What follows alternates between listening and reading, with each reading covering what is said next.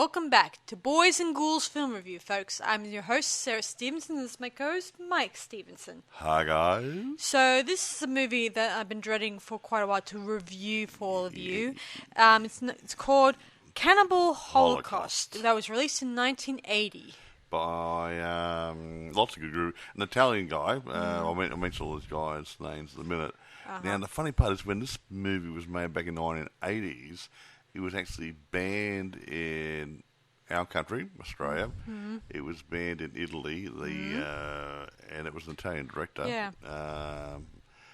And I believe an Italian producer as well. So, yeah, even their own country, it was just too graphic. Yeah, and we watched it the other day. Yeah, we watched it the other day. After we watched it, that very night after we watched it, I couldn't sleep because all those bizarre, gross images keep popping up in my head. The special effects I don't know who the special effects guy was. I guess that's the whole point in this movie, to keep the audience thinking about it. So real. Thinking about it. It looked good. It was so real, it was hard to tear away from reality to fictional. Yeah. Because we do see a bit of animals getting killed in real life. Some animals were killed really on screen for a sense of realism. And when you mixed in the simulated pretend killings of the actors around then, and with the special effects, prosthetics, and whatever they used back in those days, it all blended so well. We'll talk about it a bit later on, but yeah, it was very, very convincing for its day. Even by today's standard, it's pretty good. You're going, how the hell did they do that? And you're going, yeah, these guys were really good. Yeah. Anyway, we wanted to see it for ourselves to see how far graphic it was. I mean, we have heard about it. Yeah. Seeing as this is back in the 1980s, a lot of movies have been dragged to court because of the graphicness of the situation. Like the breaches of Evil Dead, for instance, was dragged to court because of its over graphic and stuff like that. And so you guys know, this Evil Dead comes off more like a kiddie film compared to Cannibal Holocaust, where that one's more based on more of a comedy horror theme, where this one comes off as really graphic and grisly drama, horror type stuff. Ain't nothing funny in it whatsoever. So and it, of course, like most movies, where the creativeness comes in and where the reality ends. Anyway, go on. I'll go through my usual stuff now, and then we'll get into it. Okay, produced by Franco Di Nunzio and Franco Palagi. I think it's the right pronunciation there. Sorry, Franco. Directed by Ruggero Deodato. Written by Gianfranco Clarici, I think is the right name of it. Right. That's a good guess, actually, I hope. Sorry, guys. Now, I'll just go through the actors here. There are a few actors there. I didn't mention all the cannibals there. That's a bit rude, isn't it? Yeah. Well, let me see. Cannibal 1, who ate the flesh off someone's back. Yummy. Yeah, Cannibal 2, who happened to be raping a girl. Cannibal 4. And a lot of them didn't have speaking parts. But they didn't actually have a speaking part. There's no speaking parts whatsoever. Yeah, here we go.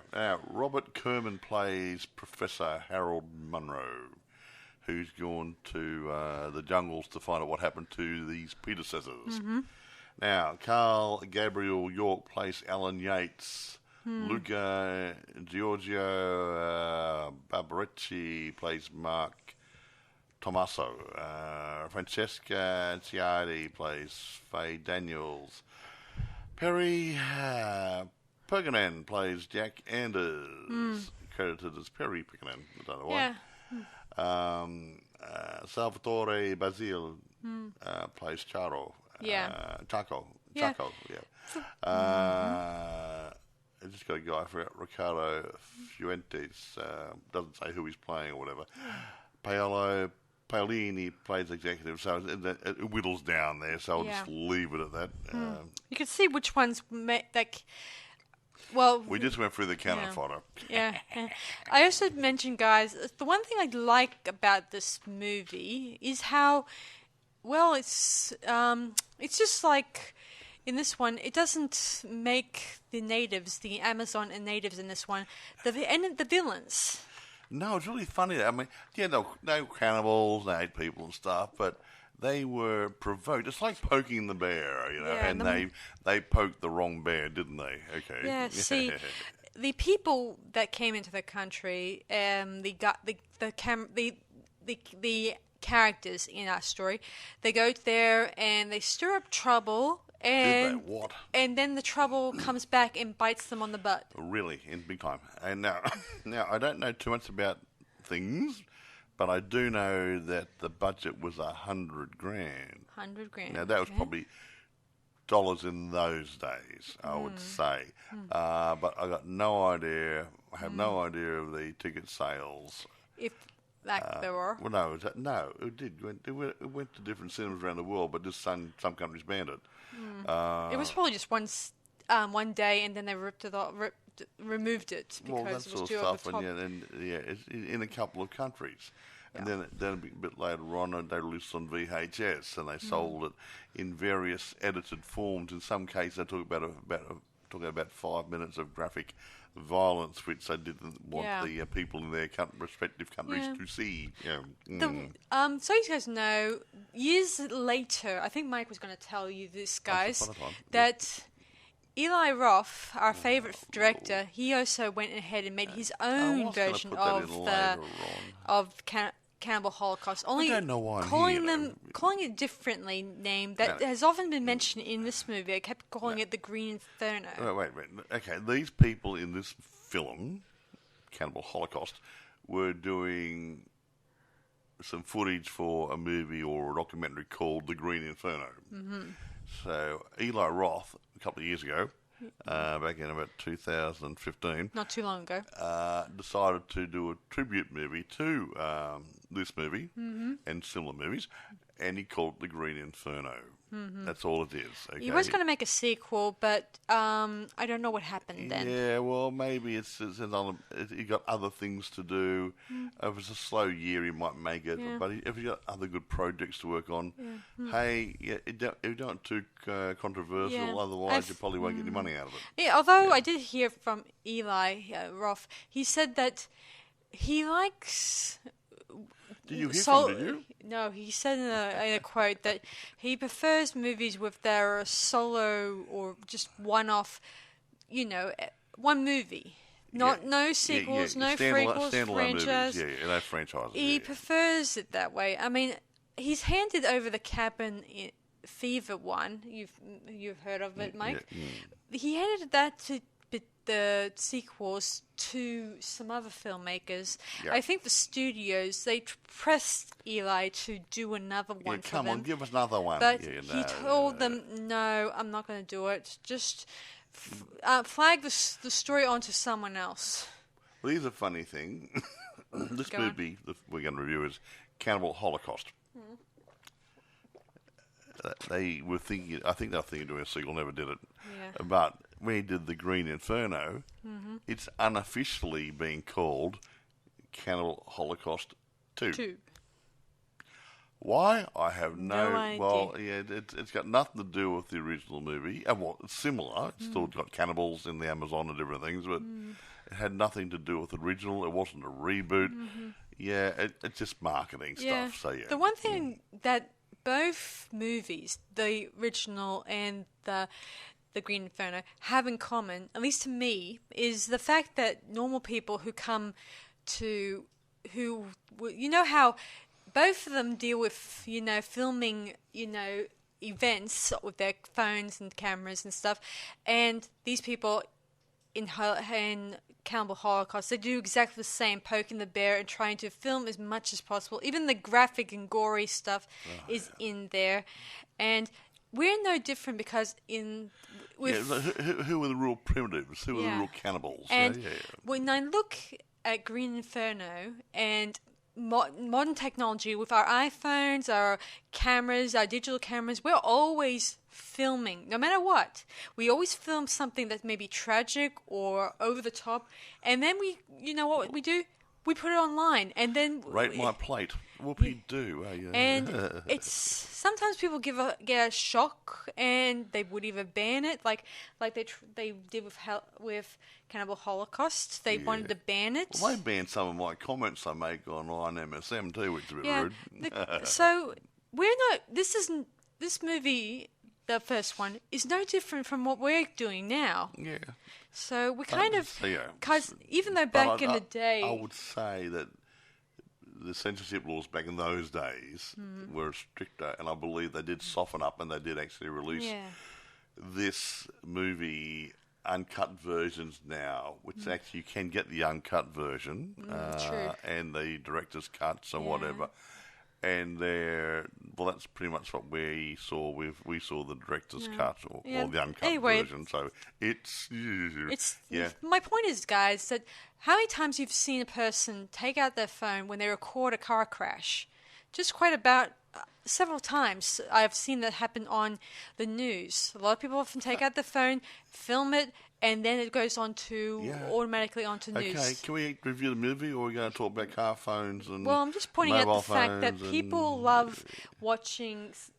They like suspense, they like drama, and they like it if it's real. And this is no different from reality that. TV. Anyway, I should mention that you tell a story.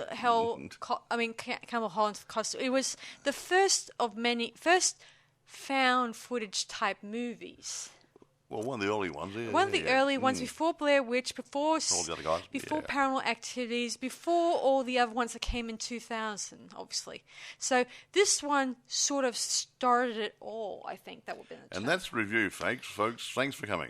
Anyway, so I'll get into the story. You're going to talk about the movie now, are you? Yeah. So we meet up Professor Howard, who is going to try to find and locate the disappearance of some documentary filmmakers who went off to the Amazon and never came home. Yep.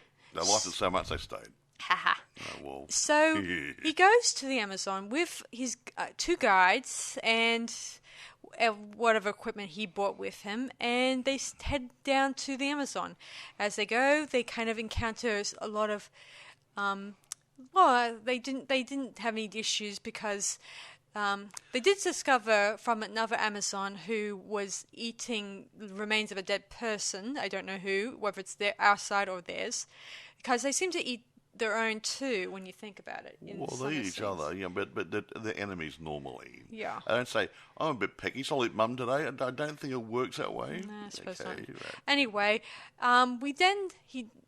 some army guys, military guys, they find them, they kill some of them, and one of them happened to have a gold lighter that belonged to one of the documentary film guys, supposedly. Exactly. Anyway, Harold, he finds the item, and he decides to continue his journey up to the Amazon, even though some warn him not to go all the way, obviously, because you never know what could happen, obviously. But he's a professor, so he knows... He knows a bit more about the people in the forest, the cannibals, and how their minds work and whatever. Yeah. Yes. He also has his guide who seems to knows the laws of the Amazon, especially the Green Inferno, which is mentioned several times in this movie. Right, Mike? Yes. Several times. That was going to be the name of the documentary, or we referred to in it. Yes. Yes. So he gets He also has the native, the guy who was one of the village people that was attacked. I know the village people. I knew you'd bring that part up. So they brought him along as a bit of a sort of a guide too, or actually he's more of a what's the term? He's more like he carries their baggage. Right. Well, a bit like a porter as well, A porter, something like that. Anyway, so he is forced into this sort of situation. So they head up the Amazon, and there they encounter a few of the other Amazon guys, and they try to, interact with them using, things like stripping naked to show that they're no threat. There's a lot of nudity in this, I should warn you. Well, the natives don't wear too much. Yeah. And some of the people being ripped apart and stuff and that don't have any clothes on. Yeah, there's going to be a bit of nudity, stuff and like that. And you see willies. Yeah. This is, unlike other movies where you see women's things, you see in this movie... You see guys' things as well. Guys' things, too. And we see one being cut off. Yeah. Anyway, so they eventually go to the little... village, and eventually they interacted with the natives. And they did a bit of a trade. He played some music on a recorder or something, hand recorder, and he traded that for the cans of film. Yeah, he also discovers the remains of the documentary film crew. There were some skeletons. You do see, figments of their belongings on them. Yeah, they still had the clothes on and different things. They didn't eat them all. They ate bits of them, and then they tied them up against a pole or something, wasn't it? Yeah. That's what they did. Yeah. Well, in the movie, anyway. Anyway, what we do see, he does interact with them. He even the professor also undresses himself, and he actually interacts with some of the ladies of the tribe. And they kind of lead him to where the other remaining dead crew were at. Yeah. And of course he interacts more with them and tries to be a little bit more, not life-threatening. A bit more respectful of their people. And of course even got offered a bit of some meat from one of their dead enemies. Ugh. Here's the entree. Okay, gobble up. It's only a bit of an arm. You like it? Yeah, he very gets nice. The film canisters. Seeing as this is 1980s, they would have used film canisters. And then we cross over to the United States, America, we went home to the US. And he tells a studio or network, they found the footage, and now they thought it was great. And they're going to put it up there, and this guy said, "I'm not going to be part of it unless I can view all the footage first. Then I'll make a decision." Yeah, he kind of sits in one of those special studios where you actually look at the footage. Yeah, most of the time you get a bit of audio. Other times you don't get any audio because, as Mike brought it up to me, see, sometimes the earlier cameras they used, not all, but some didn't have their own independent audio back in those days, and some did. Because they were off the grid, easy wind up cameras and stuff, spring loaded, and I don't think they actually had the power to do the recording track, but they actually used a handheld recorder for the sound effects and dialogue and whatever, I believe. There you go. So the professor wants to review it all, even though some guys just say, let's just shove it onto into the an unedited version, and that's it. But then again, if they edit it all down, then they would want another one. They weren't going to do that. They were going to put it up there, but the guy, what else his name? Buggerlugs? Harold. He didn't want to be part of it until he saw the footage. Yeah, so... He said, I'm not going to be part of it. I'll make a decision. Once everyone actually sat down and saw it, nobody wanted to air it. Yeah. And so we watch the footage through his eyes, obviously, and most of the footage is, pretty much some of it's random, ordinary jungle Amazon stuff, but the rest of the time it's inappropriate stuff, like they even kill some animals here and there, which I thought was a little bit wrong. And they attack the native village and set fire to their huts and stuff. Trying to give them a reaction, I think. Yeah, I don't know. What are you doing, guys? I don't know what. I mean, they even shot one of their pigs, which they were probably going to eat for dinner. Yeah. Or they might have been raising it to get bigger. Yeah, exactly. And you just killed a piglet that was meant to feed them probably for a couple of months or a month. It wouldn't be a couple of months. Well, maybe a month. Sarah. Anyway. But the point is, they had small pig, which they probably would have fattened up, made it big and strong, and said, now we'll cut your head off and have lots of bacon. How's that? Yeah. They also raped one of the village girls, obviously. And they grabbed the village they girl grabbed and her, raped her, and hurt her. Yeah. And of course, the girl, Faye, her name, tries to get in tries to stop the boys from doing this. And they went troppo, really weird. Eventually, the village people got angry with them and start to attack them. And I should mention that these guys, they were just they thought their guns would help them, but unfortunately their guns couldn't match their spears and their archeries. Blow darts and different things, remember? Yeah, I remember. Poison darts. Yeah. There you go. Yeah. Yep, there you go. Yeah, and seeing as they get lost because their guide at the beginning, he died from a snake bite. Yeah, bugger. Yeah, he should have known better. Yeah, he put it. They put a tune. He put a shoe. He took his shoes off, and a snake on his shoe, and he put his shoe on and bit him on the foot.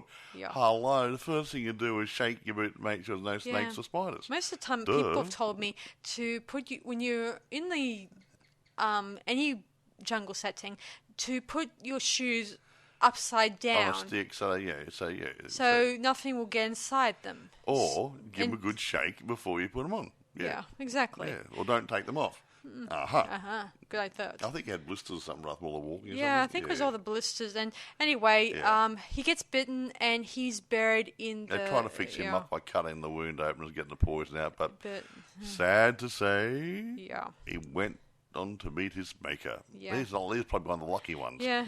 Anyway, eventually, Harold, he tells the lady about more of the footage that he saw, about the fact that these people, the documentary guys, went ahead and provoked the natives to, scare them out of their wits. And she's like, she doesn't think of them as human, but she remarks to her that if you say someone broke into your house and stole your food and messed up your own place and burnt it, what would you do? What would you do? Yeah, exactly. Yes. What's the point? Yeah. Gee. Anyway, they do eventually watch the network guys, want to hurry up and get it out there, but he wants to show them the rest of the footage. Yes. Which shows he wasn't happy with what he'd seen so far. Yeah. It only gets worse. Yeah, because he's actually met with their families. There's a scene where we see him or interviews approaching the families, the friends, and they didn't like them. They thought the filmmaker style they do is inappropriate and not right, and some of them even think these people were troublemakers. Yeah. Anyway, they did the final viewing of it, and it's very graphic and gory. And everybody gets killed. And as they slowly don't say anything in the scene, they kind of all walk out, and Harold heads out into the city, and he remarks, "Who are the cannibals?" And then the music, fades. Kind of comes in and we fade out as the credits roll. The end. I know it's brief, guys, but there was a lot of stuff that didn't need to be analysed too much in this scene. But there was a lot of scenes that I don't want to talk about, obviously. Yeah. So anyway, Mike, what are your thoughts about it? Look, it's a good tale. I didn't see Tarzan jump out of the woods. I wish. There you could stop the whole mess. You kill all the white guys off before they got in trouble. Yeah. It seems that this movie had a message, and it was pretty much a good, interesting message. And I was actually going to... You're going to just do my bit? Go on. Is it my... What do you... Blah, blah, do your bit. Okay, right? go on. And then you start... Go on. Okay, right. The guy, the director, conceived the film's premise while talking to his son about news coverage of the terrorism in the Red Brigades. Diodato thought that the media focused on portraying violence with little regard for journalistic integrity, and believed that journalists staged certain news angles in order to obtain more sensational footage, as they still do today. Yeah. That's where I got the idea from. Stage stuff. Look at this, these naughty people over there, blah blah. Yeah, and it's all fake crap. Won't go into too much stuff on this one because I'm just hot and bothered. It's been really hot, rainy, humid here, and I'm just dripping at the moment. So I'm going to electrocute myself later. Yeah. Okay. I do think this movie has a message to convey that the people, modern people that belong in that are civil, turn out to be more the savages than the natives. More savage than the natives. Yeah, that's pretty much it, really. When you put it down to it. roughly? There's nothing more. There's a lot of crap I've got here. Here is critical response. Here we go. Here we go, people. Da da da da da da. Yeah, okay. It's mixed, half. I won't go into it. They haven't got any actual gradings here, but it is social. They said they picked up on the fact it was a social commentary on the modern world, etc., etc. And they praise the structure and the setup of the film, saying it's a weird movie with an awkward narrative, which Donato makes all the more effective with his grimy sheen of documentary realism. So the general thing is a lot of them got the idea it was what it is about social comment. Some people obviously didn't like it because of the violence. Like I said, it is gruesome. But overall, I think it was favourable. Yeah. Yeah. Here's one.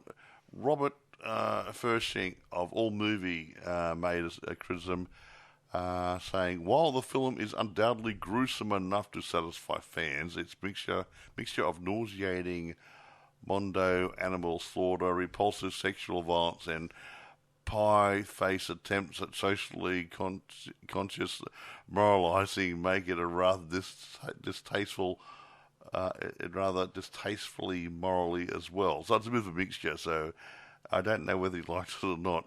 So Slant Magazine said, artful enough to demand serious critical consideration, yet foul enough to christen you a pervert for even bothering. Yeah. So So it hit chords both positive and negative with the reviewers. So he has it. Pretty much. I mean, I think they saw. He saw his artistic vision die, but I guess other people thought it was getting close to porno stuff almost. Yeah. Some of the stuff. I will say something. Sarah mentioned before when did you mention about going to court? Yeah, he went to court and he thought it looked so graphic. They thought they actually killed the actors. Real people, the native girl and some of the other people and whatever. And he had to prove it by getting the people on telephones and stuff to prove, hey, I'm the actor, yada yada yada, and different things. And the charges were dropped. And he even explained how one girl was impaled, seen to be impaled. Yeah, that was an interesting one. And that looks so graphically real. They used a pole with a bicycle seat on top of it and a piece of balsa wood sticking out her mouth. Said, sit there, and okay, we'll film that bit, and looks like you've been impaled. See? Man, that's good art. That's dedication. Yeah, that sort of stuff. I was wondering how he did that. I mean, it was so graphic. It looked so... Well, you look at Superman, the original Superman movie, George Reeves, TV show, George Reeves. They make it look like he was flying. They probably did something like green screen or whatever, or rear screen projection. But what they did, they had a metal tray contoured to his body, and I'm not sure whether it's under his suit or whatever, but I think it was under the suit, and the clothing over it, and it had a pole welded to it, and they had him there, going there through the sky, probably the rear film projection, and it looked like he was flying because they couldn't see any wires or anything. And so, hey, how's the man fly? He's not flying. It's clever photography. Yeah, but you got to admit, this one, with its... I know I didn't like the animal stuff, but... No, they killed real animals. The real animals, I guess, I think it made it look more real and got people thinking that it was... They killed the animals for real because they could actually see the animals moving while cutting them open and stuff and doing things. And it wasn't really good. They thought, well, they might have done that to the people as well. So, yeah. I did think that's how... I think that...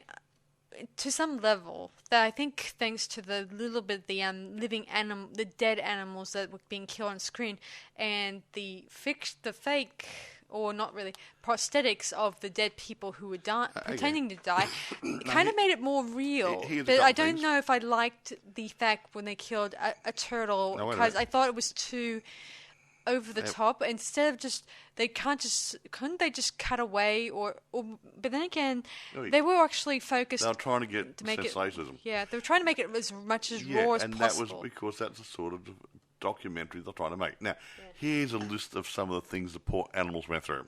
Yuck. A South American cotai, mistaken for a muskrat in the film, was killed with a knife. An aru turtle, decapitated with its limbs, shell, and entrails removed. Yeah, that was horrible. A tarantula killed with machete. Well, it's only a spider. That's okay. I can really A boa constrictor also killed with machete. A squirrel monkey decapitated with the machete. A pig shot in the head with a .22 caliber rifle at point blank range.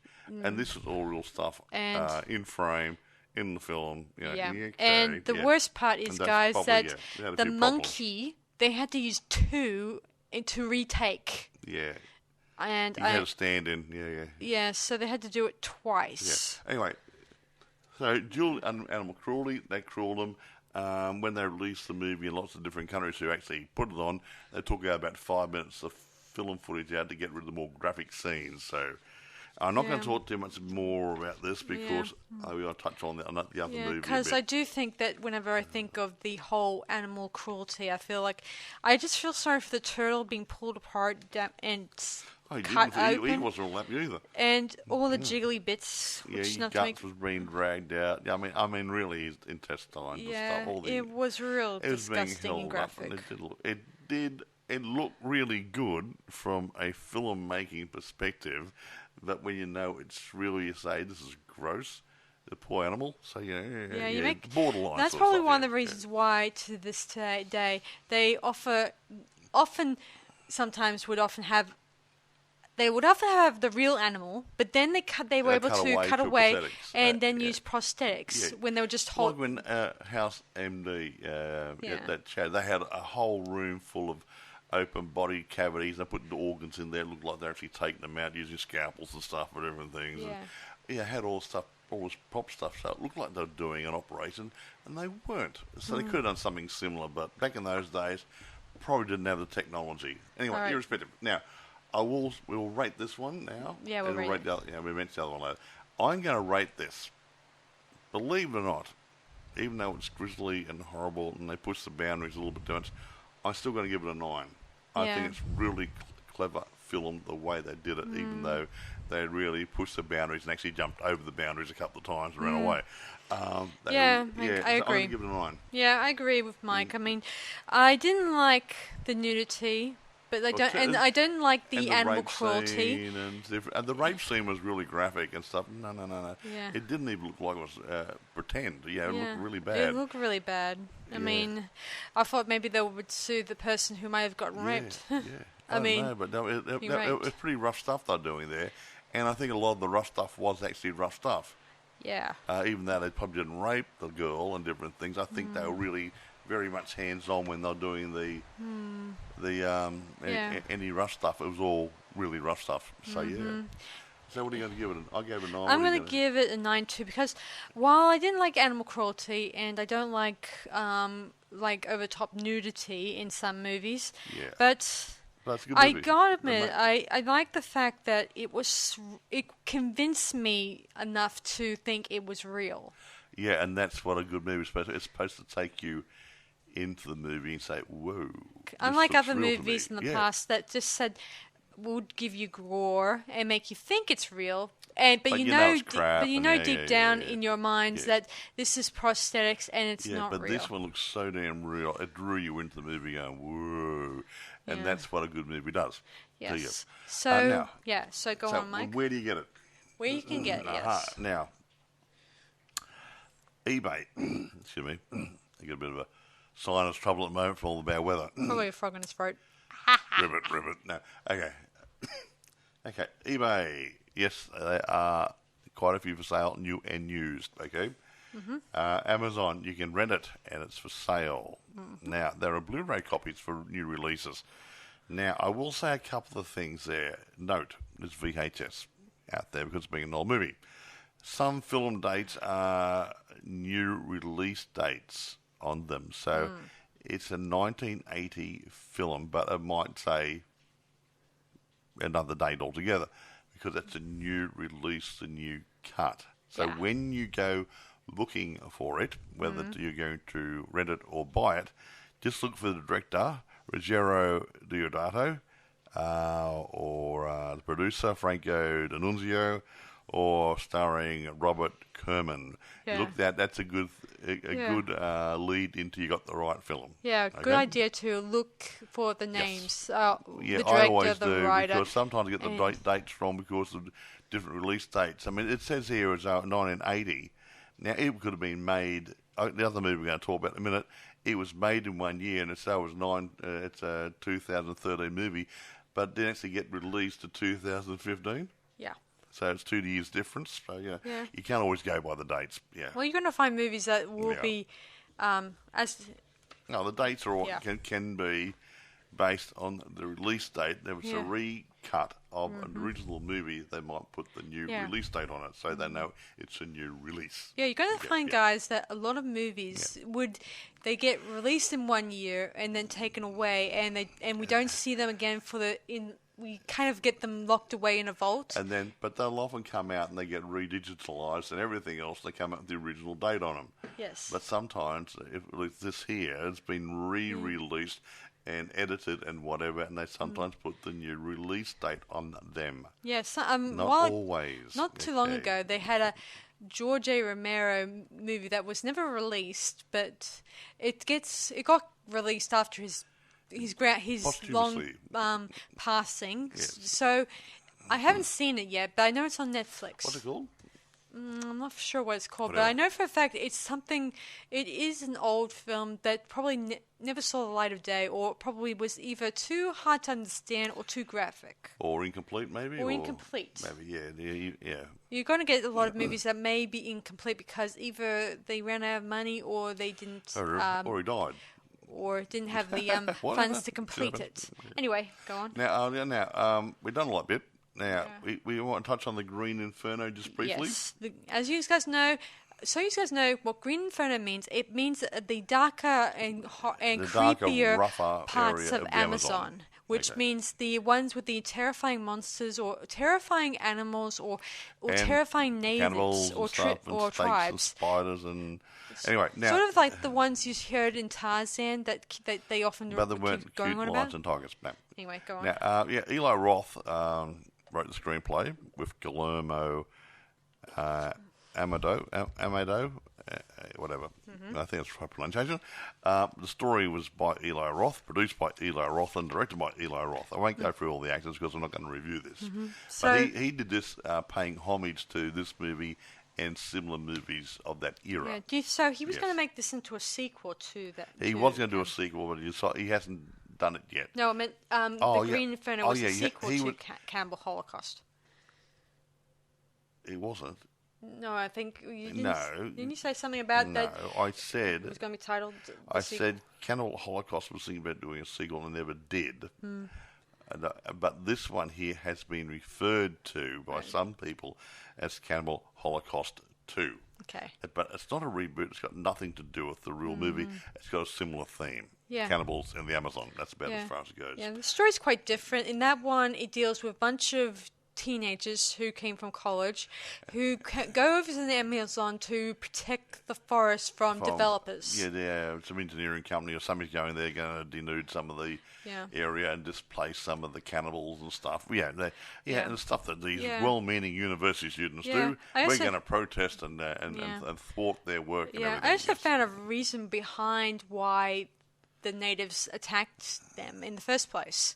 It's because they noticed the construction workers are wearing those yellow overalls, and the teenagers also wear the yellow overalls, and it got the natives thinking that you guys are the naughty guys. Therefore, we are going to torture you and then eat you. Yeah, that's where a lot of fans have been telling me about. And I believe that's probably a case too. Yeah, yes. I think that they don't I don't think they attack everyone. It could be just the fact only the enemies. Yeah.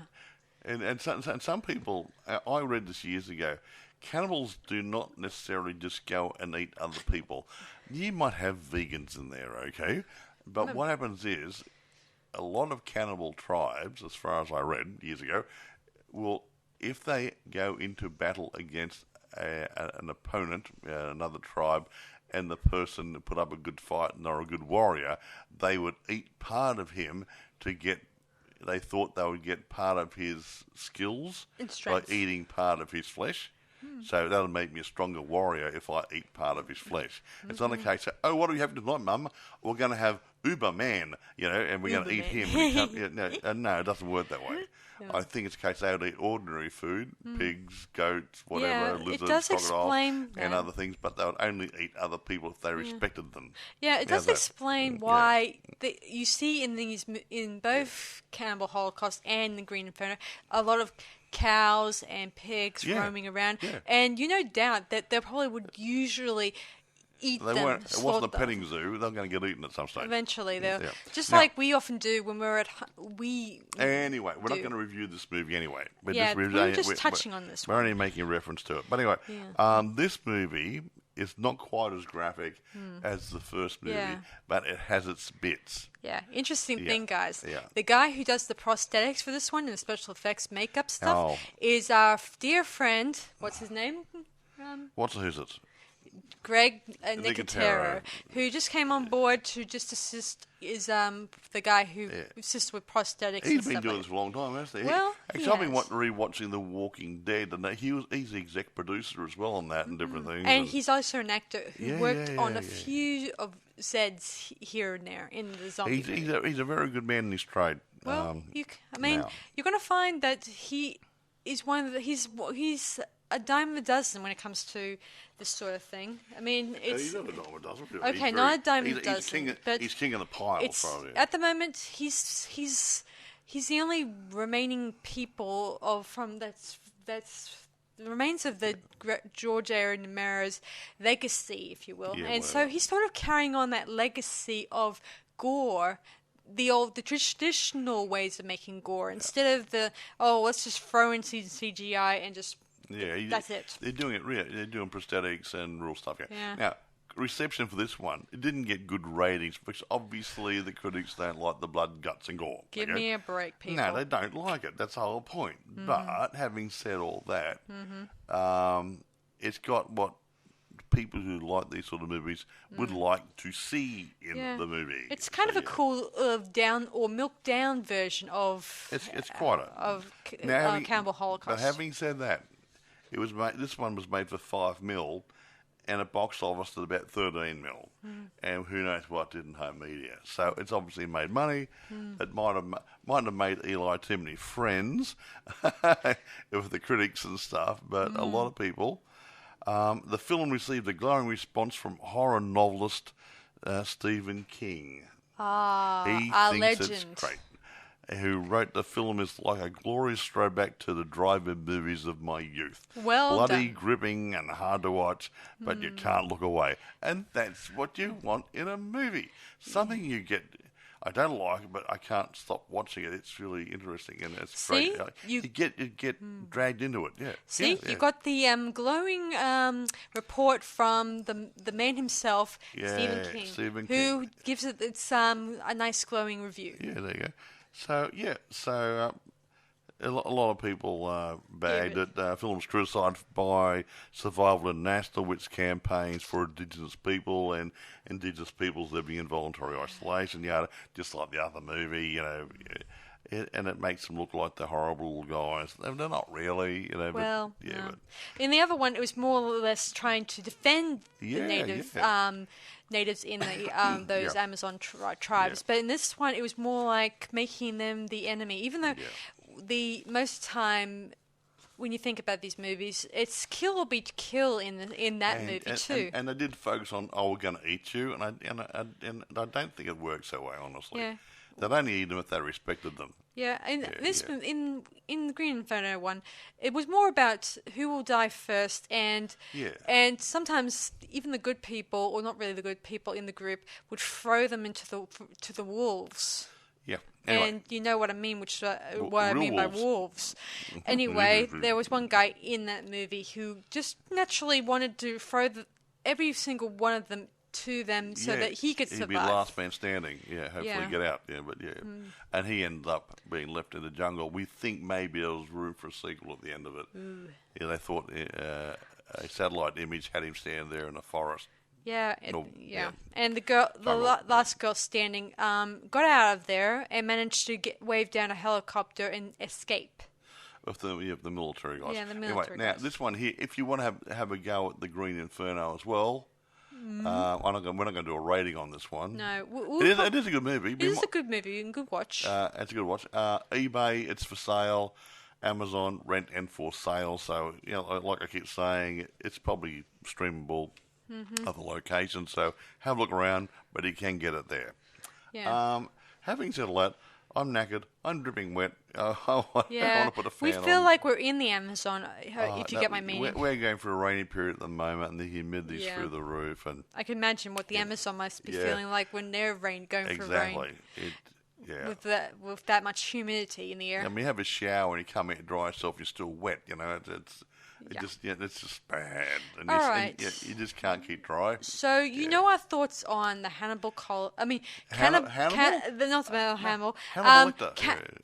Holocaust and the Green Inferno. Now it's up to you guys to either watch it or not watch it. It's as we've said. I'm warning you, if you don't have a strong stomach, don't watch it. I wouldn't think this would be right up your alley as a favourite watch, because it is graphic and bloodthirsty and horrible. But if you're going to watch them, Cannibal Holocaust first, so you can see the original one, and then you can see what Eli Roth did with the Green Inferno, so you can see how he got his inspiration. So how's that? So you guys know, even though I've given this movie a good rating, it's not one of my top movies. But respect the film work, the directorship I'll respect and everything. the film work from the actual director. Exactly. Because he managed to convince me it's how real it looks. Yeah. Whereas other movies would not, who have done their found footages, and sometimes people do stupid things in found footage movies. They're supposed to do that. But this one is very exceptional. It is. No, that's why I gave the good rating, because, I don't like the content necessarily, but the producers and the director really did a good job of bringing this film to life. So can't fault them. Yeah. Even though you might not like the content, it is okay. It looks too real, and that's why, it drags you in. Oh, is this real? Wow, that looks... Well, no, that's not right. No, and you keep double thinking and doing double takes. Did I just see that? Bugger. And you keep, all the way through the film, you're going, okay. Most of the time in the new found footage movies, they always cut away, and you don't see what happens. No, this one you see everything. Like I said, strong stomach. I had to turn away once or twice. Me too. I know it's prosthetics. I know it's fake blood, glycerin, and different things, and food colouring. And a fake head or two. Corn syrup. I know all this crap, but I still have to turn away, because if it looks really real, my subconscious brain is saying, "This looks real to me." Yeah, but I know it's not. But it looks too real. Yeah. Anyway, you know our thoughts. So either watch it or don't watch it, or just I would say watch it. Yeah. But like I said, if you have a weak stomach, I would suggest you watch it with a bucket. Right. And don't watch it alone. And don't eat just before watching it. Okay. Yeah. That is a no-no. Okay. Yeah. No meat and no hamburgers. No, nothing. Don't eat about an hour before you watch it. Otherwise, you'll end up on the floor. Okay. Yeah. And I would recommend watching it as a group. Don't watch it alone. Yeah. Get the peanuts and popcorn and ice creams and No. It's always good to have a group discussion after a movie, so you guys know you're not alone in what you just saw. Yeah. Anyway, so that's it from us, guys. So this is Sarah Stephenson. And Michael. Saying see you guys around on Boys and Ghouls Film Review. Bye for now, and we'll see you guys next time. See you guys. Bye.